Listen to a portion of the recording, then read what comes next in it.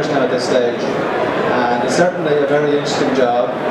We see a lot of different types of startups, a lot of different types of businesses. So you never know who exactly is going to walk through your door at any particular time.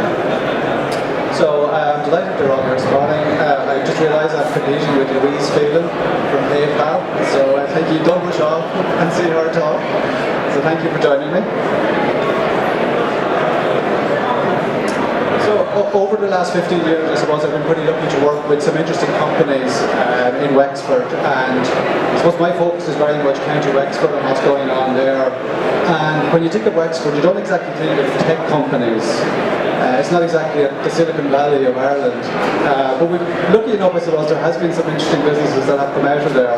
I suppose one of those is Banville. I'm sure you've all heard of Banville or maybe been on it or whatever at this stage, but the owner of that business, who exited a couple of years ago with a very nice pay packet, I'm sure, he didn't declare exactly how much he made, Fred Carlson, walked into my office about 10 years ago to start that particular business.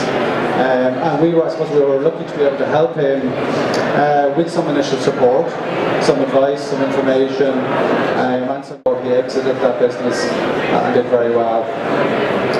There's some other exciting companies coming out of Wexford as well. I don't know if you've heard of Scurry, which is an e-commerce shipments business. And this business is looking to double its workforce over the next 2 years, from 25 to 50 people. So again, a company that we were happy to be able to help him to start the business and grow it. So that's just some examples. Another one there, Sonru, which is an automated video interviewing business that I worked with at the very early stages. And again, that company is up to a multi-million-euro business. It's up to about 50 employees now at this stage as well, again based in County Wexford. So some interesting clients over the years. So I've posed a rather provocative question, or controversial maybe, saying that I'm in the support game. Is there actually too much support out there for startups? And I suppose the key message I'm saying, but is it a distraction to the fundamental goal of your business, which is to grow the business and make a profit? Supports that are out there. And first of all, I'm not disparaging any of these initiatives. In fact, I send my clients regularly to these programs that are out there. Programs like New Frontiers, Innovation Vouchers, Startup Gatherings. All of these things are happening and they're great for startups in Ireland. And there's no doubt about it, we have a fantastic country for starting a business. I often talk to people from other countries and they're jealous, I suppose, of the levels of support that are here in Ireland to help people to start their own business. But I suppose the question that I'm asking is it overdone at this stage, and is it a distraction for businesses, particularly for startups? Do they get dazzled by the lights of funding and various initiatives and programs that are out there when they should be concentrating on, like I say, their business plan and executing that business plan?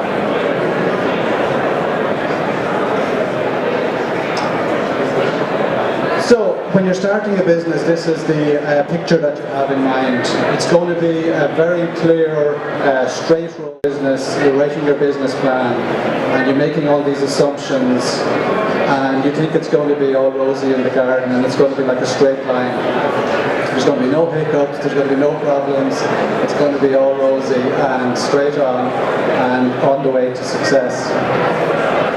By the way, I've actually just done, I don't know, I've ran a few marathons in my time. And running a business, I suppose, is a bit like running a marathon, in that there's preparation and business planning, or planning, I suppose, for running. You've got to, I suppose, do some training, obviously. I heard a story once about a guy who entered one of these boxing tournaments, and he reckoned that if he just read all of the books, he could step into the boxing ring and perform adequately. Of course, he read all the books, read all the theories, and then got into the ring, and you know what happened? He got the head beaten off himself. So, I suppose my point I'm making is that the journey on starting a business is a difficult one, and it's not easy. And the reality, I suppose, is a bit like this. It's a roller coaster. You will have failure. I mean, the statistics that are out there in terms of startups is that 3 out of 5, maybe 4 out of 5 will fail within the first 3 years. So think about that. That's a pretty high failure rate. And it's one thing, I suppose, that we can do in terms of supporting businesses in Ireland is to have more survival. That would be one success that we could have in terms of the programs that we offer or the supports that we offer. So starting a business is not an easy road, it's a difficult road, and it will have lots, I suppose, of problems and challenges along the way, and lots of distractions.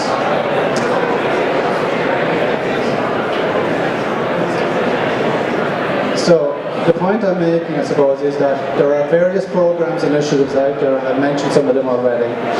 And by all means, use them if they're appropriate to what you're trying to achieve.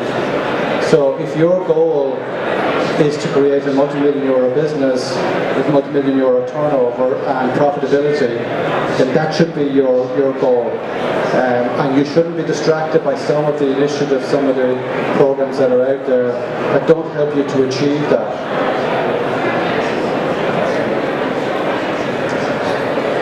So there's a guy called Brian Tracy. You may have heard of him before. He's a business consultant, and there's lots of different business consultants out there. Some good, maybe some not so good, some very good. But Brian Tracy has an expression, and I've heard it many times. I didn't realise it was his expression until I looked it up. It's what's the most valuable use of your time right now? So what I suppose I'm saying in terms of the various supports that are out there, if that is not the most valuable use of your time right now, then it's more appropriate in terms of where you want to be in terms of your business or what your goals are for that business.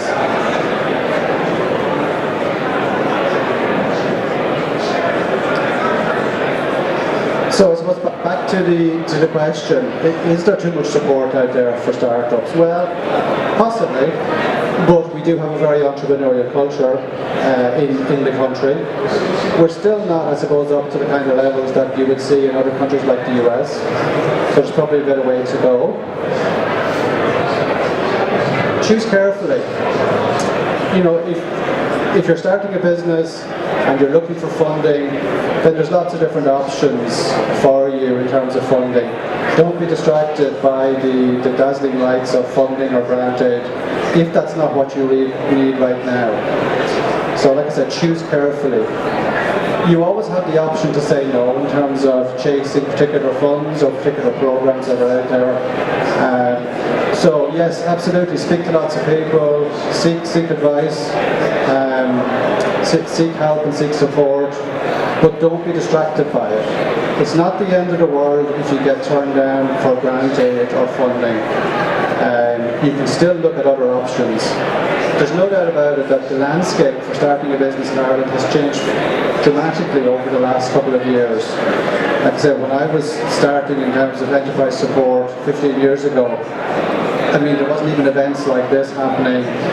There wasn't a fraction of the support of the programs that were out there these days. And it certainly is a great support network. But it shouldn't be a crutch for your business. It shouldn't be the only thing that you're focused on. Your focus should be on the business and executing that business plan that you have. So, I was just over actually with listening to Colin Lyons from Relex talking there just before the coffee break, and he actually said the same thing. He said start with the end in mind. And I suppose what he meant by that is that he had focused on a particular goal for his business. He wanted to double the turnover within 2 years, so he was quite focused on that. So getting his team together to focus on that goal and work on that business objective was what helped him to create success. And again, I don't know if you were over at the talk there, but that business, he had exited that business a couple of years ago, and again, he did obviously quite well in terms of that exit from Relex Payments.